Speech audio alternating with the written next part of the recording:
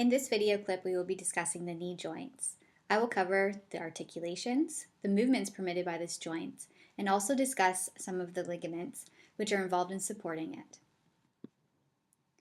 In this animation here, we can see that the knee joint consists of the distal end of the femur articulating with the proximal end of the tibia. In addition, the patella also participates in the knee joint. We often describe this joint as three joints in one.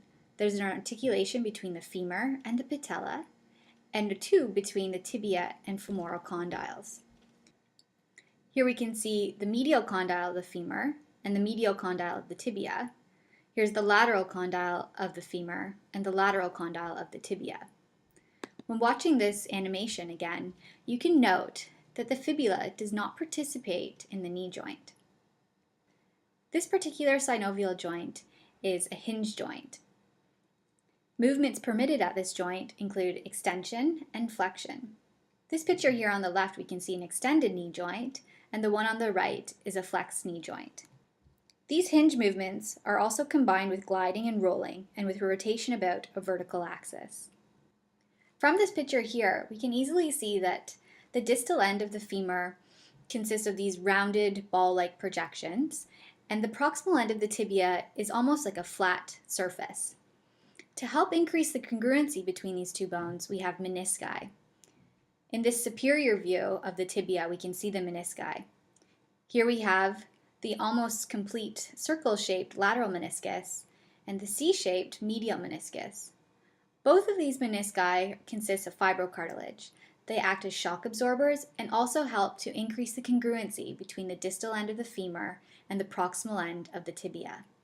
Providing strength to this joint are the surrounding muscles and their tendons. In this picture here on the right, we can see the anterior thigh muscles crossing the joint. These particular muscles are quite large and serve a very important function in stabilizing this joint. In addition to the muscles and their tendons, we also have many ligaments which help to reinforce this joint, and I'll briefly mention these here in a minute. Of these two structures, the muscles, because they are so large, they play a very important role in stabilizing the knee joints, and therefore many knee injuries are preventable through conditioning and training of these particular muscles. In both of these anterior and posterior views of the knee joint, we can see the menisci in a different view. Here's the medial meniscus, and here's the lateral meniscus. We can see these large condyles of the femur, which are round-like projections, sitting on top of the proximal end of the tibia, or the tibial plateau, and it's quite flat. So these menisci, you can really see their importance here.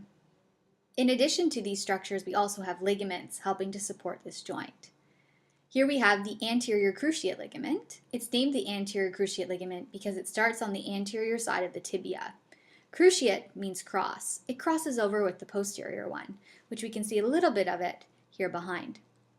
On this picture here on the right, we can also see the posterior cruciate ligament, and it's named based on where it starts on the posterior aspect of the tibia. These two particular ligaments play an important function in preventing the rolling of the condyles on top of the tibial plateau. In this posterior picture of the knee joint, we can see some of the extracapsular ligaments of the knee joint. Laterally, we have the fibular collateral ligament, which runs from the head of the fibula, you can see here, up towards the lateral epicondyle of the femur. This particular ligament is strong and cord-like. On the medial aspect of the knee joint, we have the tibial collateral ligament, which attaches to the medial condyle of the tibia up towards the medial epicondyle of the femur. These two ligaments are very important in providing stability to the knee joint when we're standing in the extended position. They also permit and limit rotation of the knee. One thing to take note of is that the tibial collateral ligament, here on the medial side, attaches directly to the medial meniscus, whereas the lateral meniscus is not attached to the fibular collateral ligament. This has implications in knee injuries, which we'll discuss in class. At the end of this tutorial, you should be able to answer the following 4 recap questions.